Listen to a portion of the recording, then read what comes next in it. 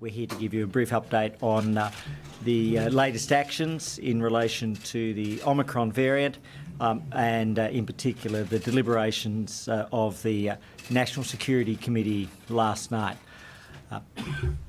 As we said yesterday, Australia is as well prepared as any nation in the world to deal with emerging variants.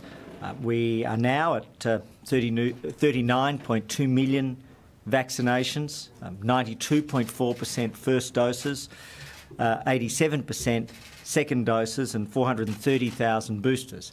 And so Australians are doing their part to provide the strongest possible protection.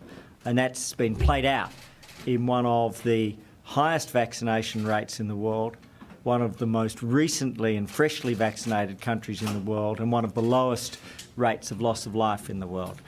All our expectations are that those trends will continue. Nevertheless, our goal has been to be prepared for emerging variants, and there are a series that have come before, and no doubt there will be others that come after Omicron. But last night, the National Security Committee of Cabinet met and made these additional decisions in addition to those that were taken and announced on Saturday. In particular, in order to provide a 2-week period during which Professor Kelly and his colleagues can work with international colleagues and our domestic capabilities to analyse and to understand the full nature of the Omicron variant, which of course is showing some signs that it may be milder, but that's still to be determined. We will put a pause on the next phase of international arrivals, which would have commenced on the 1st of December.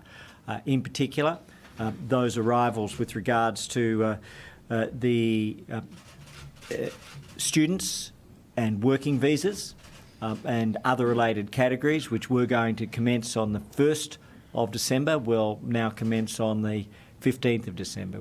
We're doing this out of an abundance of caution, but our overwhelming view is that whilst it's an emerging variant, it's a manageable variant. We know that other countries are facing the same challenges, and we know that the US President Biden, spoke and made the points about the United States looking to have a 2-week period, which was exactly the advice that Professor Kelly and the head of the Scientific and Technical Advisory Group, Professor Murphy, gave the National Security Committee yesterday. So it just reminds me that we're blessed with the advisors we have.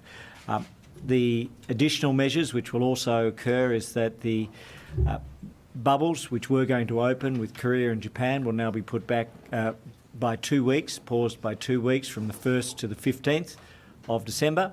And those measures which we announced on the weekend will now be extended to the 15th of December. And all of this is done on the presumption that we will recommence from the 15th of December, but medical advice will guide our decision-making throughout. Essentially, that's the brief update. Minister Andrews will outline some of the border measures and the cooperation with the states, and the Chief Medical Officer will talk about the next 2 weeks and what we're looking at and what we've found so far and the process for that recommencement. The other thing is I do want to particularly single out and thank South Africa. South Africa has been very cooperative and transparent, both internationally and directly with Australia. Our High Commission is working with South Africa. The Deputy Chief Medical Officer, Professor Michael Kidd, has been working with South Africa.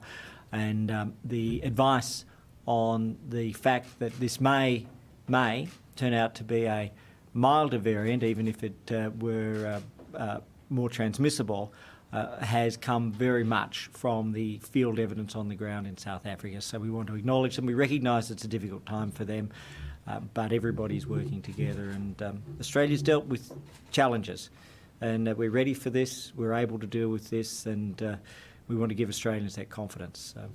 Thank you very much.